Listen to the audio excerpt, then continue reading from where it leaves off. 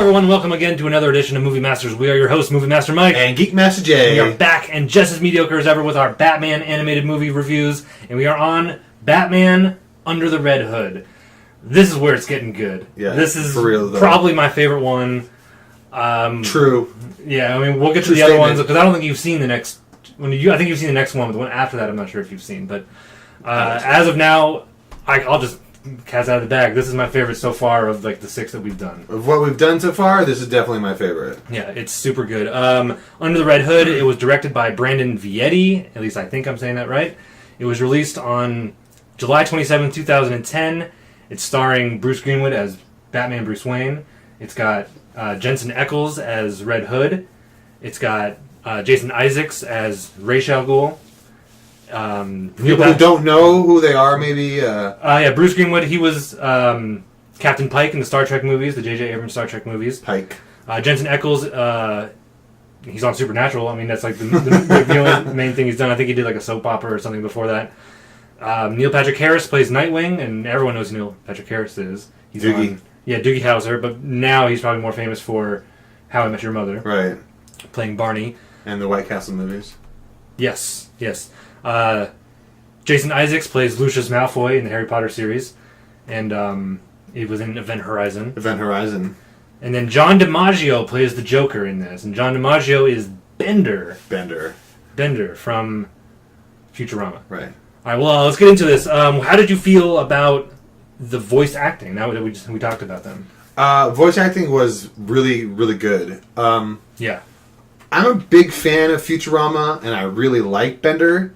And you kind of warm up to him as the Joker, but at first it kind of threw a curveball at me because I'm not really used to the Joker sounding like that or looking like that. You know? Yeah, the look I thought was really cool. Yeah, they kind of because this is the first time you see the Joker after The Dark Knight came out in animation. So yeah, and they just went in a completely different direction. Well, he still kind of had like the sloppy black around the eyes, but it wasn't like full on like dark makeup. Right, but he looks kind of like Frankenstein's monster. Yeah, he really does. Yeah, as opposed to Frankenstein, right? Who's the doctor? Yes, people often mistake that. Right.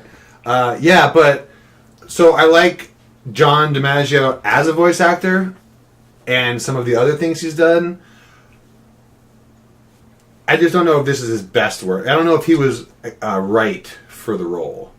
I mean, he did what he could, and eventually you kind of get used to it. There's a scene in the end where it's just excellent. Yeah, But at first, you're just like, you don't even know who it is, really. You know, like, who is that? And it's like, oh, it's a Joker. That's weird.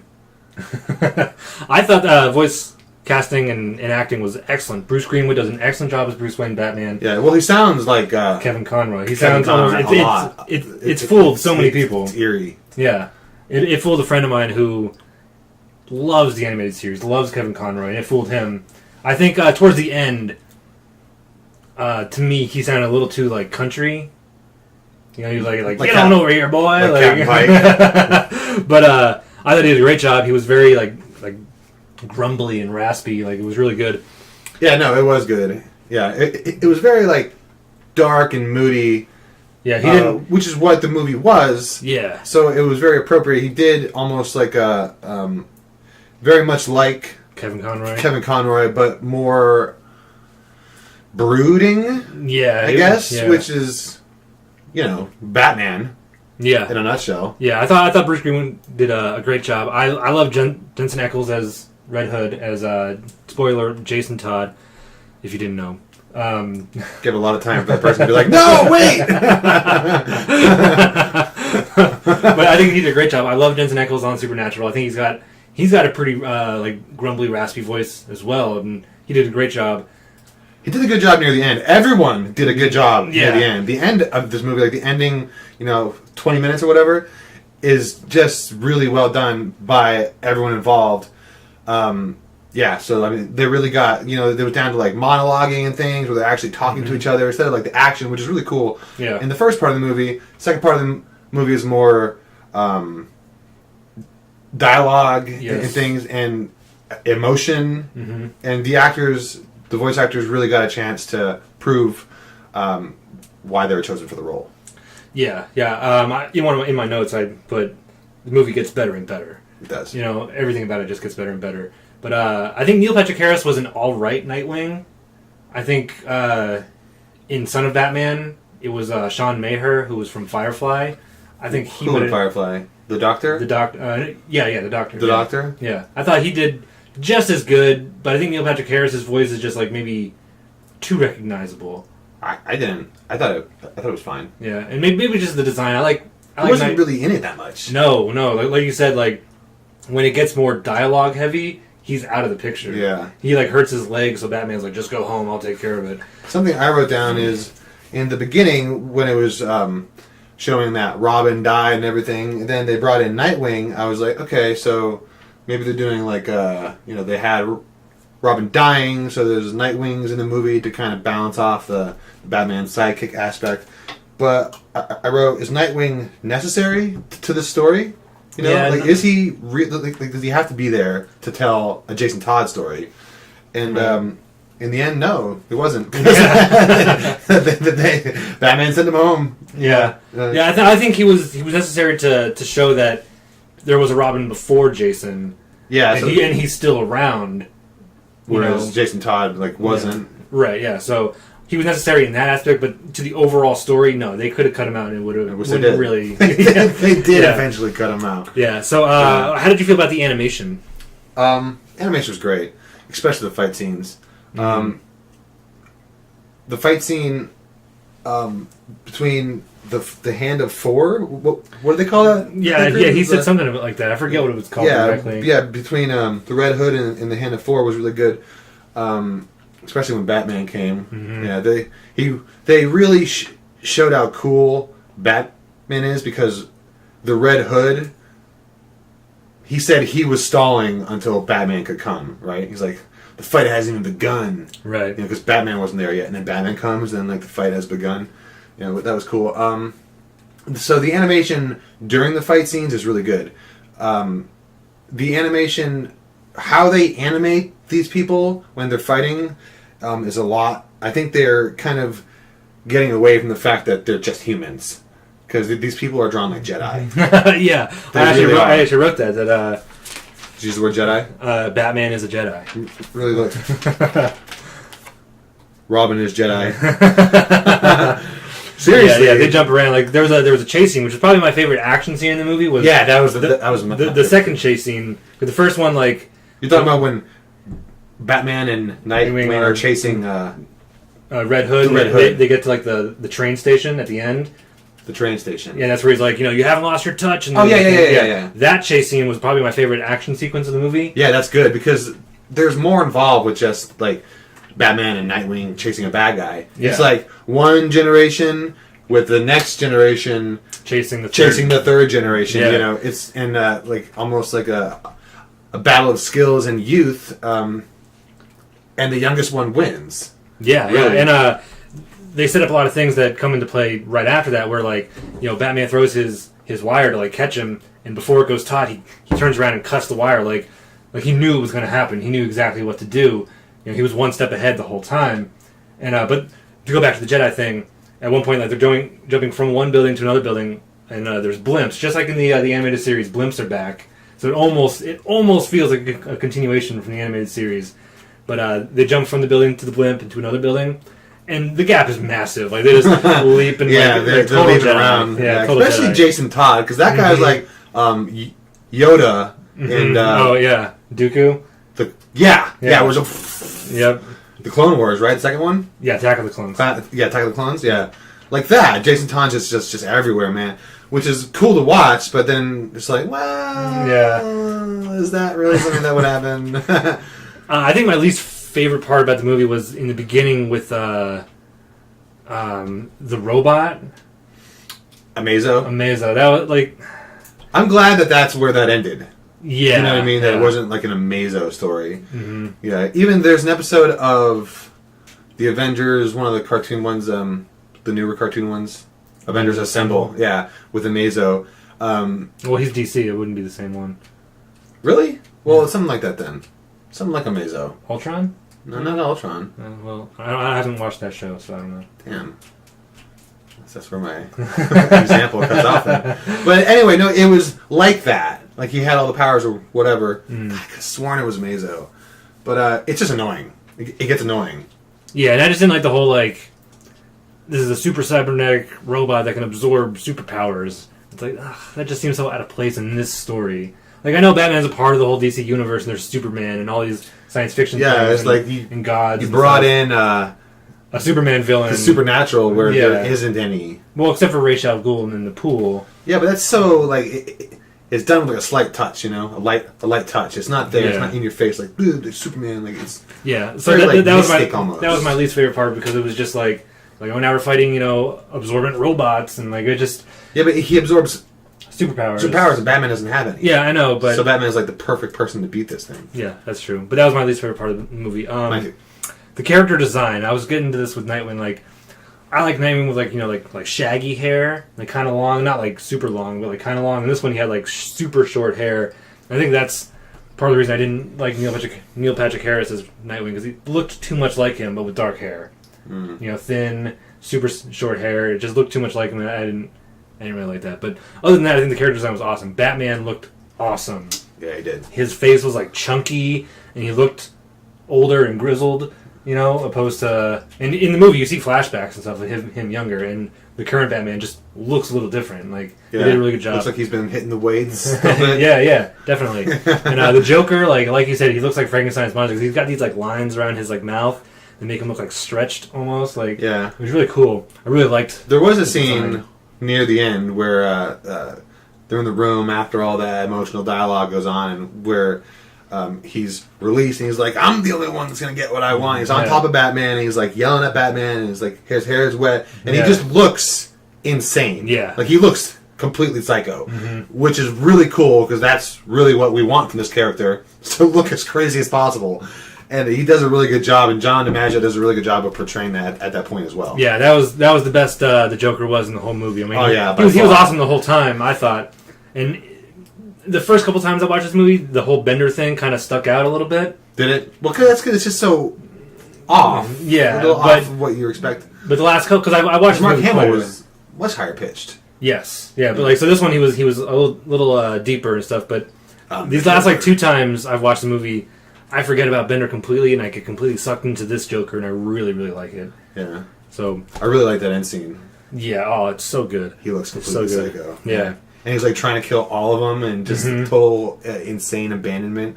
Yeah. It's very good. Almost worth watching the whole movie just for that. I mean, not that the movie's bad, it's all worth watching, but that end scene really kicked it off for me. It really... Yeah. Yeah, the whole movie just, like I said, it just gets better and better. It starts off good and it just skyrockets. Like it's amazing. It really does. The action I thought was awesome. There was so many good action scenes. The fight scenes are just getting, like, with each movie, it just gets better and better and better. We have already watched... The Son of Batman. Yeah, we did that like a year ago, over a year ago now. The one thing that I remember the most about that was how well done the fight scenes are. Yeah. And this movie is like on par, I think. Yeah, well, the difference I think is...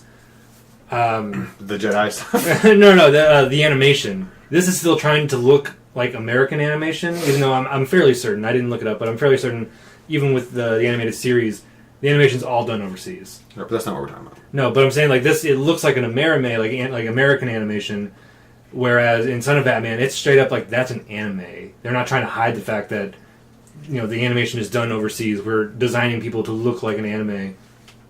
So I think that's the difference. What was the question that you asked me? Animation? No. Well, no, just the action was awesome. Oh, action scenes. Yeah. Really good. This one has one of my favorites where the Hand of Four, like the big guy, throws a car at Batman, and as it's spinning, Batman jumps into the car and through the window. So cool. One of my favorite things that Batman does. Like, man, like you gotta be a badass to be able to do that. Yeah, it was like Spider-Man stuff when he's like... Yeah, that was like Spider-Man stuff, yeah. But it's Batman. Like, one of my favorite scenes, it wasn't an action scene, but it was towards the end, like, Red Hood says, like, meet me in Crime Alley. So Batman's in his plane, like, the camera's, like, looking up at the plane, and he like, jumps out the bottom and lands, and, like, just the way, like, he looks, like, his cape is out, and, like, he lands, and it was super cool looking, but it wasn't action, it was just really cool. The music, I loved the music. Me too. It was so appropriate. Everything really fit. Yeah, I agree. Especially, like, it started off with that good music right in the credits. Mm-hmm. And, the opening scene blended really well with a very comic book-looking opening sequence with the credits. Like, each shot looked like it could be a page in the comic book. But it was on screen, it was moving, and it had this very like operatic and driving like very very driving kind of music. Yeah, and it set the scene for being almost like I don't know. Well, I think like it was a great blend of like traditional score with some opera in it, and that almost like Christopher Nolan, just kind of like the whole time. Yeah, but like it just fits so well. Everything about it was really good. Some of the notes that I took was the Joker is awesome. I loved him. Everything he did was cool, and I even wrote it down twice later in the movie. I was just like, the Joker is awesome. But I got that. The Joker's voice is lame. That's the first thing I wrote. Oh wow! Yeah, that's crazy because I love that was my first impression. Like, good lord! But did it grow on you? Yeah, it grew on me. Yeah, but that was like the first thing I thought. Yeah, and then it had a really good transition into the opening credits, which a comic book like dark driving music. Yeah, in like the first action sequence with Amazo, like they're in like these shipping crates, and like all of a sudden there's just a shipping crate in the middle of the shipping crates for him to pick up and throw at Batman. It wasn't there before. So I took a note like, where did the shipping crate come from? What is that called in movies where there's a thing that they didn't catch that's different? You know what I'm talking about? The blooper continuity issues. Yeah. But yeah. Oh, I don't know if it's the first scene with the Red Hood, but the first scene where he talks to the mobsters. Yeah, it is the first scene because it's like the opening scene. Very much like the opening, or not the first scene with the Joker in The Dark Knight. Yeah, mobsters. Yeah, he's pretty much telling them this is how it's going to. Yeah, very much like it. A lot like it actually. Like pretty much the same thing. Exact same thing. Except for he had a gun, whereas the Joker, the pencil. Yeah. Which was cool. There was a little bit of blood. I thought when the Joker was beating Robin in the beginning with the crowbar, like there wasn't enough blood. Like he just looked like he got, like he was real tired and had a black eye. But then later when they're fighting the four ninjas or whatever, he like blows up the dude's head and there's blood all over the wall and stuff. So like it was weird how there was like a lot of blood there and like no blood in the beginning. Well, they're not really afraid of violence, that's for sure. Yeah, definitely. Like when the Black Mask has the Joker out of jail. Yeah, they're in like a little room. Yeah, the first thing the Joker does is shoot 5 people. Yeah, he asks for a glass of water. He's like, I have a glass of water. And he cracks it and slices the guy's neck and takes his gun and shoots the rest of the guards. Yeah, and he tells them how it's going to happen. Yeah, and that really was unnecessary for the movie. Like, they didn't have to do that in order to tell the story that they told. Like, it could have progressed without him killing those 5 people. Yeah. But he did, So they don't shy away from violence. No, at all. Not at all.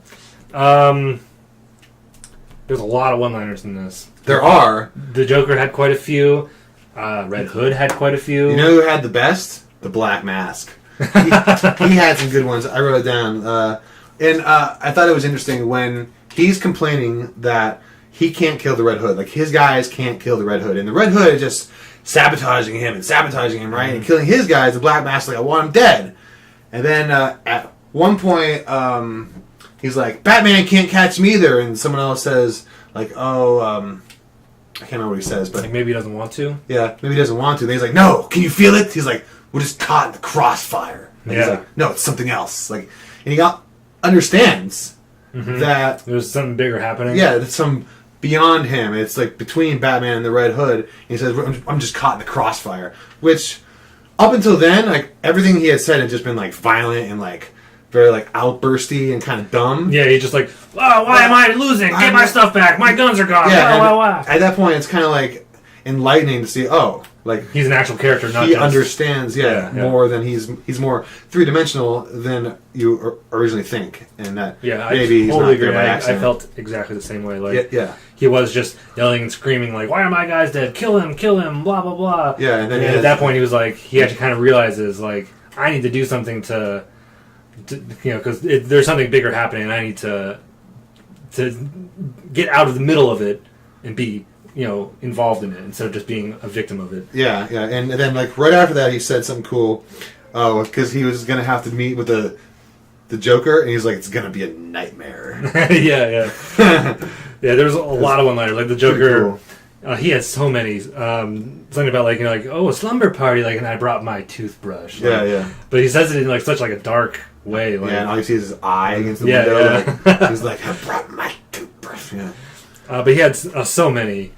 I can't think of many of them right now. But the cops, like, because like the Joker's plan after he gets involved with Black Mask is Kill everyone. well, it's just to kill everybody. To draw Batman and the Red Hood out so they can kill him. But he captures Black Mask and all of his old buddies, puts them in a truck, fills it with gasoline, he's going to light them on fire. And the cops it's on a bridge, and the cops are everywhere, and then Red Hood shows up on top of the bridge, and they just start talking, like, oh, you look kind of like I did when I was using that thing, but mine was more classy maitre d' instead of motorcycle fetish, which he says twice in the movie, which is kind of weird. The cops, like, they could have totally shot him. Yeah. Like, I wrote down, the cops just watch and listen to Joker and Red Hood have a conversation. They don't do anything. It makes the cops look really inept. You know? I know that's not like the story. Really? Like, Gordon. This isn't Gordon's story. That's next time. That's actually a good point. Where was Gordon? Was he in the movie? They show him. Yeah, he's like real quick though, right? Yeah, he just says like a few things like hold your fire. We want to do something like That's right. Yeah. Which I wonder if that's on purpose because isn't the next movie Year One, which is pretty much about Gordon? Yeah. I wonder if they knew that. Like these are supposed to be non-continuity or like they're not in order. Yeah, like had nothing to do with each other. But that's a pretty big coincidence because isn't Gordon usually more in the stories?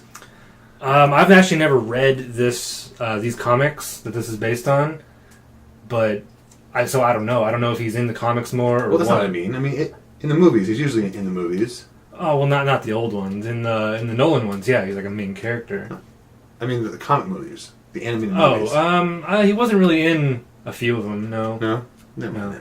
Yeah. But yeah, Gordon was Gordon was barely in it, but Jason Isaacs as Ra's al Ghul, I loved his design. Jason Isaacs' voice is awesome. Anytime they were telling the story of like what happened when they were in Europe, I thought was awesome. Seeing the Lazarus Pit and how it rejuvenates him and how it rejuvenated Jason was awesome. Yeah, he's very much a real character. Like he's not comic-y or gimmicky or cheap in any way. Yeah, and I loved how Batman just completely owns him. Like when he realizes that it's Jason is the Red Hood, he's like, I'm going to go talk to the man who did this. Because he knows that he's the only person that could have done this. I thought he was talking about the Joker at first. I thought he was going to go talk to the Joker. Oh, really? Yeah. How did he know it was Ra's? Because Ra's is the only one with the money and know how to replace the body with a fake one. We didn't know that in the backstory. Yeah, even though Ra's was in the very beginning. Right. Right? Yeah, because you see him like talking to his assistant. He's like, oh, he has the boy, and the detective won't make it. Yeah, and I thought that was cool how he called him that. Yeah, like one of the detectives. The detective, yeah. Like we don't know it's a Batman movie or something. Like, who are they talking about? Right. Who's this detective?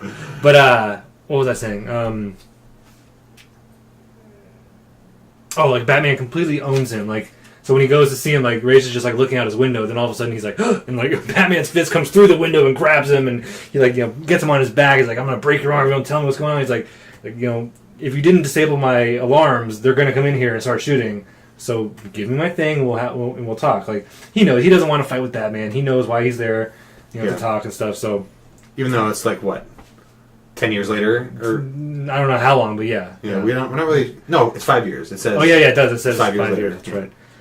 So, I mean, Ra's al Ghul, I guess he doesn't actually know, but he probably figured. I'm sure he knows, yeah.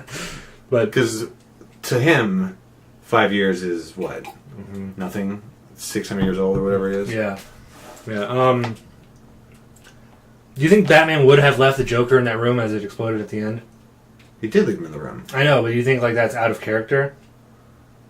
No, because he didn't have time to grab them both, maybe. Oh, he had plenty of time. Yeah, but it's... He ran right past the Joker to grab Jason. He could have grabbed them both. Maybe that would have slowed him down. I don't know. I mean, there was this whole... Maybe it's a little out of character, but all the build-up right until then was about kill the Joker, why isn't the Joker dead, kill the Joker, and then the Joker just tried to kill him. I mean, it's hard to say. If it were me, I'd probably... I don't know, Yeah. I'd have left him, but... Yeah, well, because right before that, he says, like, it would be too easy to kill him. I've done nothing but want to kill him. Yeah, I think about it every day. Yeah, like and then he, like, leaves him to get an explosion right in the face. It's almost like killing him. But he barely got out of there alive himself, and he had to grab Robin or Jason Todd. Right. And, you know how heavy people are? Just grabbing, like, one person each arm? Yeah, but it's Batman, and it's a cartoon. But... And there's an explosion going off. Maybe he's just like, is it all of us or just him kind of thing? Right.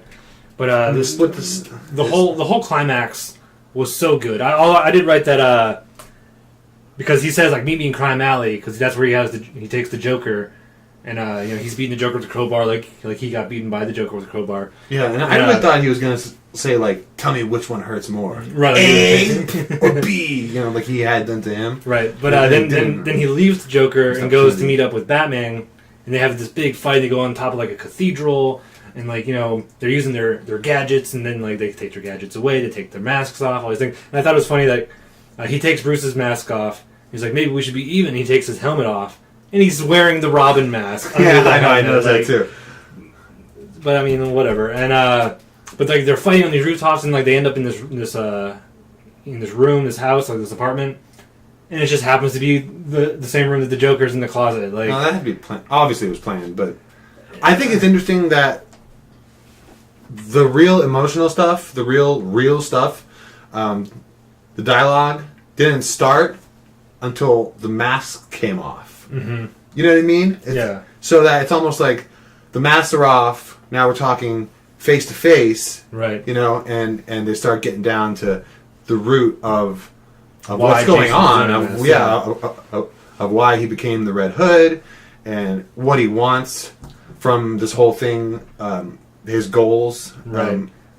Once the masks are off, I mean, that's got to be symbolic. Yeah, there's no way that's coincidental. Yeah. I like learning all of his plans. Like, it was his plan to go in there, take control of the crime, and he says, like, I'm, fixing the city by doing what's necessary, by controlling the crime instead of trying to stop it.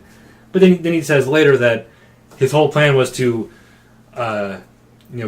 basically choke Black Mask into resorting to the Joker.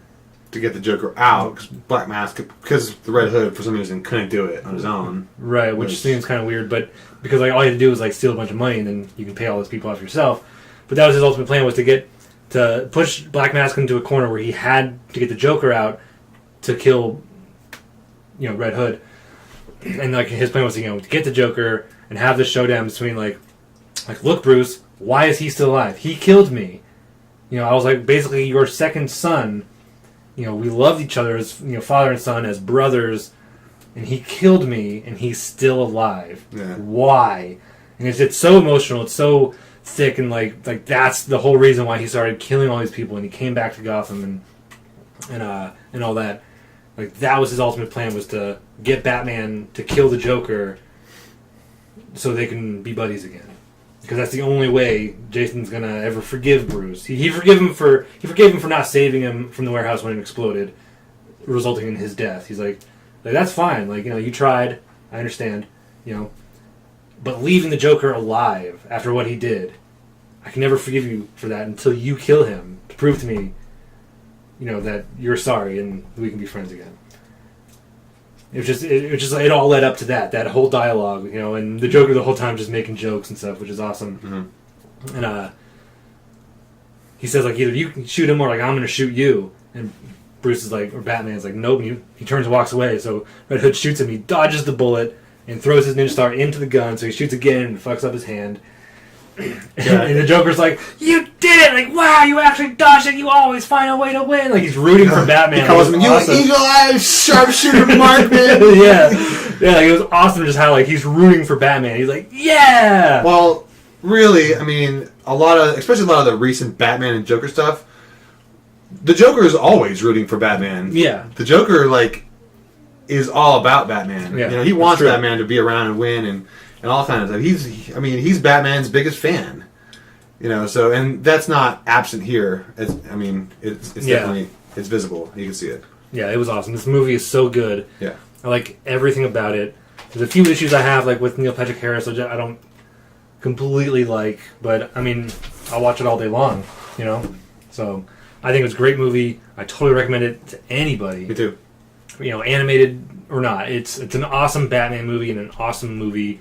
Everything about it is good. Mm-hmm. And I want to point out that the writer of the comic books, Judd Winnick, also wrote the screenplay for this movie. Oh, good. Yeah, that's kind of a lucky break for him. You know, you don't always get to move your creativeness from the page to the screen. Right. You know, because a lot of people times they change it. And, they would, take this out, add this in for no reason. Yeah. All that stuff. So he actually got to, what he says is improve upon the comics that he wrote. I doubt that. Something tells me that usually comics and books are better than their screen companions, and not that I've read it, but I plan to. Yeah. I don't know. I just reserve my right on. Right. Well, I mean, it's coming from the writer's mouth saying that I got to. He wants to promote the movie. Well, yeah, that's money. true. That's true. But I just like the idea that he got the chance to refine his work, streamline it, because over the course of the years, and I don't know how many issues it is and all that stuff, but he got to condense it, touch things up, refine things and stuff like that. Or at least what he said. He got to make his comics better by cutting things out and changing things, because a lot of times, like, if somebody else comes in and rewrites it, writes the screenplay, they'll take things out for no reason, add things in for no reason. But yeah, we've been hearing the same thing from Lucas for years. Yeah, that's true. That's very true. But I just think it's kind of cool that he got the chance, because they could have just given it to anybody. Like, here, write the screenplay. Yeah, I don't know why they do that. It's like, okay, this person wrote this great book. We're going to have this person change it for the screen. Yeah. You know what I mean? It's like, well, why even fucking just write your own movie then? You know what I mean? Yeah. Yeah, I think it would be a good idea to always get the original author to at least help with the screenplay. Yeah. Rather than butcher it, have another person butcher it. Yeah, because just because you write a good comic book or a good book or whatever doesn't mean you're going to write a good adaptation and screenplay. I mean, it's a completely different style of writing, But they can have, like... Anyway, that's what I'm saying, getting somebody else to help, yeah. Weird. But overall, I absolutely recommend this movie. I give it an A+. It's awesome. Me too. Yeah, the same. Yeah, everything about it's good so far. So far that we've seen animated-wise, just in what we're doing, so far. Yeah, absolutely. Absolutely the best. Miles above a lot of the other ones. Way better than Phantasm. It was so weird. It's like, I hear so much that everybody loves that movie. Everyone holds it in such high regard, and we found it pretty boring. Really boring. Yeah. Yeah. I didn't find any actual flaw. I mean, there were not like story continuity kind of flaws or whatever. Like nothing really stretches the imagination or like logic, kind of like the Son of Batman does with the knives and things like that. But it's just so boring. Yeah, I just can't believe it's a movie. Yeah. Well, anyway, tune in next time when we do review on the next Batman animated movie, which is Batman Year One. Yes, it has a completely different voice cast. It's not Bruce Greenwood in this, although Bruce Greenwood does reprise his role as Batman in the Young Justice TV show, which is pretty cool. But when we do that review, it's what they started doing after this one is when they do an adaptation, they designed the animation to look like the art from the comic book. Which makes sense. Yeah. So, I mean, instead of just going with the same... Like, they could have just stuck with the animated series animation for every story, which would have worked. I mean, it's good animation and stuff, but... I think the whole adaptation thing is a good idea, though. Like, you take the story from the book, you take the art from the book. Yeah, I think the same writer from the book, you just take everything, put it on the screen. Yeah. Yeah, so it's kind of cool seeing, like, the same artwork from the book animated, instead of just their own style of animation telling that same story. Right, that's good. Yeah, it's really awesome. So tune in when we do that, and as always, we're your hosts, Movie Master Mike, Geek Master Jay, reminding you to speak your geek and balance your geek with Geequilibrium.